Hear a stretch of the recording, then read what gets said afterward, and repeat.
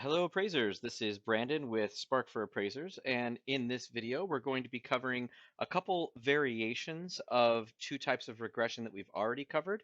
And again, just as a reminder, these videos are kind of an explanatory tool for you so that you can better understand the way these different types of regression work that our adjustment tool will calculate potential adjustments based on. We're going to have several different kinds of regression. We're going to have paired sales, depreciated cost, group data, sensitivity, and possibly a few others as well. And so we wanted to make a video explaining to you how each of these methods works in general so that you can have a better idea. One, it's important to know how the tool that you're using works and whether or not you can rely on its results. And then since we are using multiple different kinds of regression, it's important to understand how those different kinds work and when they might be applicable and when others might not be applicable.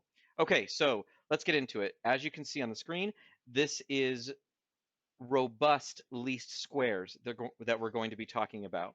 Now, in our previous videos, we've talked about how we will do ordinary least squares.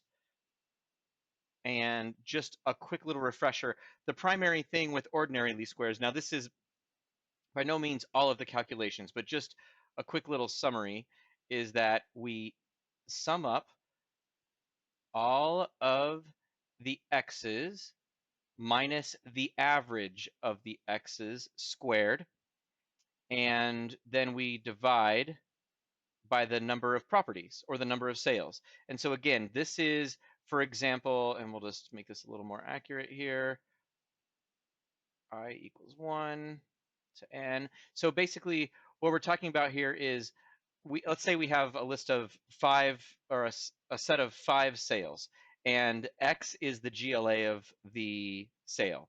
So we take the GLA of the first sale, subtract it from the average GLA of all of the sales, square that, and then we do that for the second property, and then we do it for the third sale, and the fourth sale, and the fifth sale, and then we add up all of those squares and divide by the total number of properties, which is essentially taking the average of all of those.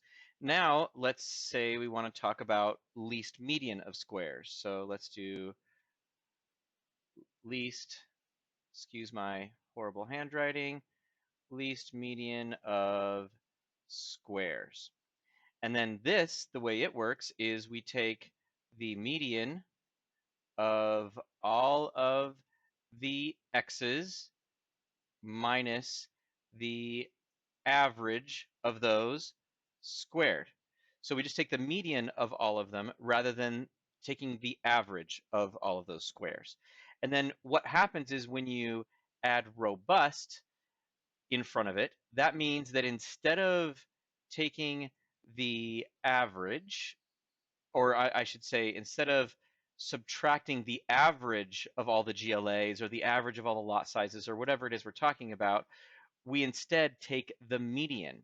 So when in the adjustment tool, if you see ordinary least squares, it means we're doing this. If you see robust ordinary least squares, then it means all we're doing is we're substituting this average of all the x's with the median of all. And this is the same thing. So with this one, we'd be taking the median of all of them. And that's really all it is. And as you may have already guessed from the other videos, if you watched them, when you switch to using a median rather than an average, the advantage is that oftentimes it becomes what's called robust to outliers. So if we had, and let's just do a quick little example here. If we had some GLAs of properties, and let's say we had 1960, 1980, we had 2000, and we had uh, 2075, and then we had 3000. So all these are pretty close to each other, but then we have this one outlier here. So the average in this case would be pulled way up by this 3000 because it's so much higher than everything else because we add up all the numbers and divide by the total number. So our average would be changed dramatically by having this be 3000 instead of, say, if it was instead 2100. However, if we take the median is just going to be 2,000 regardless. So whether this number is 3,000 or 2,100 or 8,000, it doesn't matter. The median is still going to be 2,000. And so that would be the number that we're going to use in our difference calculation right here. And so that just means we can be robust to that outlier. And that is why we use the word robust in front of those two types of regression. So again, just to reiterate, this method in our adjustment tool, it will use ordinary least squares and it will calculate least median of squares. And then it will also recalculate ordinary least squares using the robust method. And you'll know because it'll have the word robust in front of it. And that just means we'll substitute the average with the median right there.